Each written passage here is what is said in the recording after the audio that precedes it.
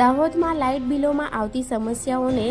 લઈ જનતા ટાઈગર સેના દ્વારા જિલ્લા કલેક્ટરને આવેદનપત્ર આપવામાં આવ્યું। સોમવારના રોજ MGVCL દ્વારા દર 2 મહિને લાઇટ બિલ આપવામાં આવી રહ્યું છે, જે આગળના વપરાયેલા યુનિટ પ્રમાણે આપવામાં આવી રહ્યું છે। પ્રાપ્ત માહિતી અનુસાર પ્રાઇવેટ એજન્સી મારફતે બિલો અપાતા હોવાનું જાણવા મળ્યું છે અને આ એજન્સીના માણસો દર 2 મહિને ઘરે ઘરે મીટરમાં યુનિટ ચેક કરી લાઇટ બિલ આપવાને બદલે આશરે પાછલા લાઇટ બિલના આધારે લાઇટ બિલ આપી રહ્યા છે, જેના કારણે એકસાથે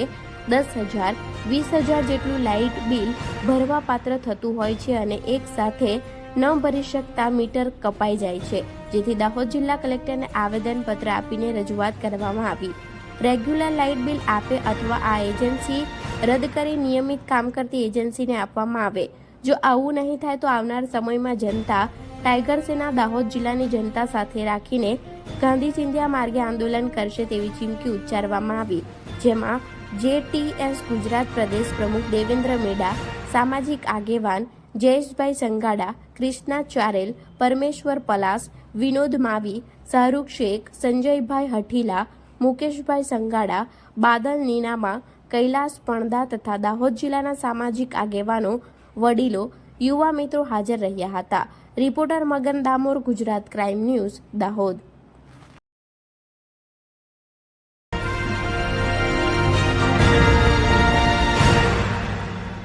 રોજ